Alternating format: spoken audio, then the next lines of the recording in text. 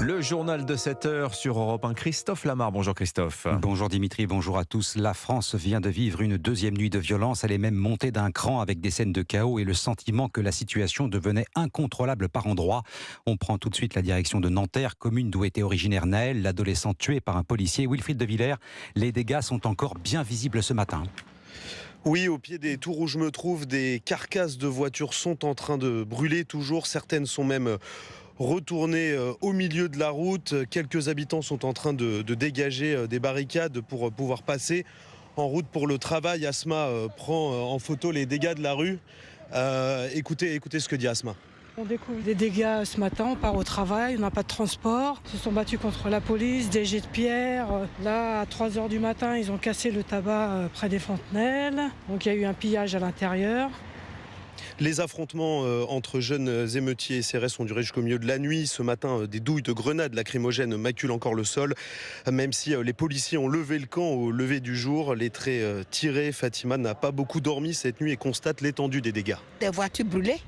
Le chômage, que là, vous voyez déjà, tout est brûlé. Je ne dis pas non, la colère, oui. Tout le monde est en colère qu'on tire vraiment sur un jeune qui a encore la vie devant lui. Mais quand je vois encore tout ça là, c'est un autre cas.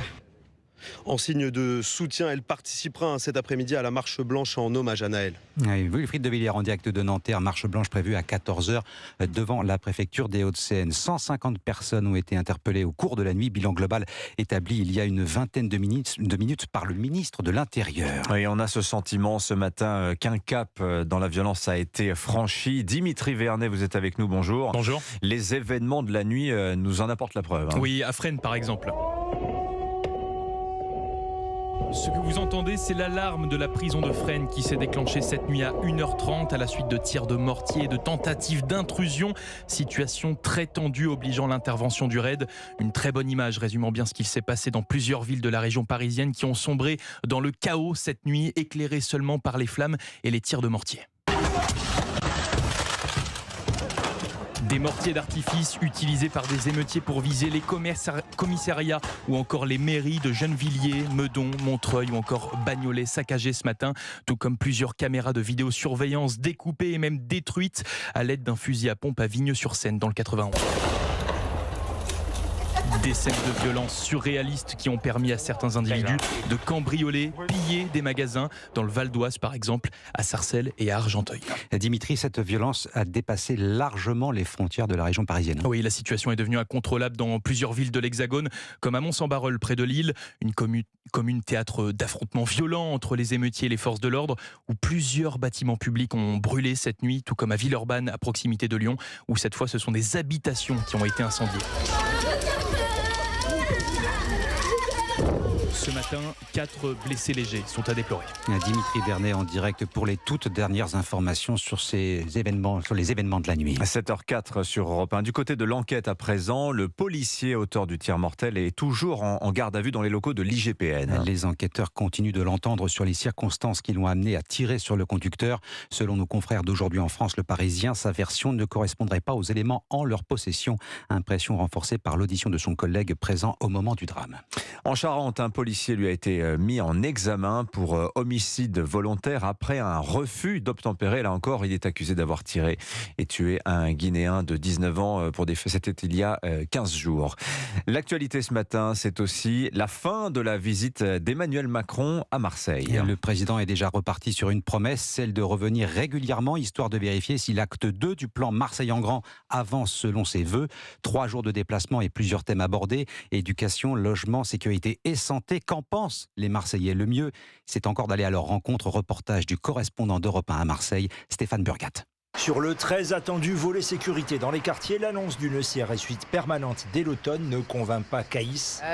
Du grand n'importe quoi. Dans tous les cas, le cannabis, monsieur, parce que c'est pour ça en vrai. Le cannabis, il va jamais s'arrêter à Marseille. Et même un jeune de 15 ans, il le fume maintenant. Et à l'inverse, la dotation doublée pour l'hôpital public répond à une urgence, selon Claude. C'est une catastrophe. La psychiatrie en particulier, ils n'ont pas les moyens au niveau du personnel, des infrastructures. Je trouve ça que c'est bien. Marseille en a besoin de toute façon. Mais beaucoup s'étonnent et s'interrogent après cette cette nouvelle série d'annonces. C'est le cas de Ryan. Il est fan du club de l'OM, mais je pense pas que ce soit parce qu'il aime Marseille qu'il est investi ici. Il y a les JO à Marseille aussi qui se préparent. Donc en vrai, l'un va avec l'autre un peu. C'est-à-dire qu'il allonge à Marseille parce qu'il y a les JO, donc il va avoir du tourisme en plus. Culture, éducation, beaucoup de promesses au final, trop même pour Fabienne. Je vais vous dire, on fait beaucoup de vent, on fait beaucoup de machin. Il y a trop d'annonces. De toute façon, il ne peut pas tenir tout. C'est bien d'avoir des objectifs, mais il faut y tenir. Cette retraitée qui se dit déçue et méfiante depuis les annonces faites à l'époque en 2013 pour la ville par Jean-Marc Ayrault. Marseille, Stéphane Burgat, Europe. Décision très attendue aujourd'hui du Conseil d'État. Les sages du Palais Royal doivent se prononcer sur le port du hijab dans le football féminin. Seule indication qui ne vaut pas encore décision. Le rapporteur public s'y est montré favorable. Nous partons maintenant à Grasse, devant le tribunal pour enfants. Là aussi, la vidéo avait choqué, rappelez-vous, cette histoire. 2 adolescentes de 14 ans, qui avaient violemment agressé une retraitée cannoise. Eh bien, ils écopent de 12 mois de prison avec sursis. Sursis probatoire, mais sursis tout de même. Angèle, 89 ans, avait été attaquée dans sa résidence, frappée violemment et laissée inconsciente. Compte rendu d'audience, Frédéric Michel, correspondant d'Europe 1 Provence-Alpes-Côte d'Azur. Le parquet avait requis 24 mois de sursis probatoire. Les juges ont condamné les 2 mineurs auteurs des faits à la moitié. Une déception pour l'avocat de la victime, maître Jawed Dani. On pouvait s'attendre à plus ferme. Pour nous, c'est pas satisfaisant. Absente à l'audience, Angèle, 89 ans, se remet doucement de l'agression. Son fils René a assisté au débat et ses sentiments sont partagés. J'espère que ça leur a servi de leçon et qu'ils ne recommencent pas, quoi. C'est des gamins, hein. Par contre, je vois pas qu'ils aient trop de remords non plus. Nous, par contre, on a été obligés de payer les frais de docteur qui a examiné ma maman. Ma mère se fait tabasser dans la rue et puis nous, on est obligés de payer les pots cassés. Elle est où, la France? C'est une honte. Je suis écœuré. L'avocate de l'adolescent qui a porté les coups, maître Sévim Kazé, estime la sanction appropriée. Ça va lui permettre aussi d'être suivi pendant un certain temps par les éducateurs. Il faut savoir qu'il a été déscolarisé sur une période assez longue. Il a quitté la région, il s'est retrouvé à Bordeaux, isolé de sa famille. On a aussi tendance à nous dire qu'ils n'ont pas compris, qu'il n'y a pas de réflexion sur les faits. Ce n'est pas vrai. Et un 3e mineur sera jugé en septembre. Il accompagnait les agresseurs et a filmé la scène. Frédéric Michel, correspondant d'Europe 1 en Provence-Alpes-Côte d'Azur. Enfin, c'est un tableau emblématique du musée du Louvre qui vient de prendre la direction du nord de la France. Et le musée parisien vient de prêter à son petit frère le Louvre-Lens, l'un des chefs-d'œuvre de Vermeer, la dentelière, quasiment aussi connue que la laitière et la jeune fille à la perle. La toile est exposée depuis hier. Les visiteurs ont pu l'admirer de près. Il valait mieux, l'œuvre est plus petite qu'une feuille A4. Reportage du correspondant d'Europe 1 dans les Hauts-de-France, Lionel Gougelot. C'est un petit tableau, mais la lumière qu'il renvoie se voit de très loin. C'est magique, c'est magique. Et les premiers visiteurs de la dentelière de Vermeer au Louvre-Lens savourent ce moment privilégié. On a appris qu'il y avait un tableau qui devait arriver du Louvre-Paris et on est étonnés et enchantés de voir ce joli tableau. Un chef-d'œuvre emblématique du plus grand musée du monde qui exerce une fascination rare selon Laurence Descartes, la présidente du Louvre. Vous plongez dans la peinture, vous vous laissez guider par le pinceau de Vermeer et ça ne peut qu'être passionnant, sensible, plein d'émotions pour vous. Émotions offertes ici au plus grand nombre. Ce qui est surtout chouette, c'est qu'ici au Louvre-Lens, il y a quand même la galerie qui est gratuite, donc ouverte à tous, et ça c'est très important. Chef-d'œuvre universel d'un artiste de génie, Sébastien Allard, directeur du département peinture du Louvre. Vermeer est l'un des artistes qui fascine le plus le monde. Il y a eu une exposition très récemment à Amsterdam qui a fait plus de 600 000 visiteurs. Donc c'est cette fascination qu'on espère voir ici au Louvre-Lens. La dentelière sera exposée au Louvre-Lens jusqu'au mois de mai 2024. Lionel Gougelot, correspondant d'Europe 1 dans les Hauts-de-France. Merci beaucoup Christophe Lamar, c'était votre journal. On vous retrouve à 8h30. Il est 7h09 sur Europe 1 à suivre l'édito éco. On va se pencher sur les médicaments innovants et on déplorera que les patients français risquent d'y avoir un peu moins accès que les autres. On en parlera avec Nicolas Bouzou à 7h20. Dans un instant, le premier invité d'Europe 1 matin, l'avocat François-Henri Briard.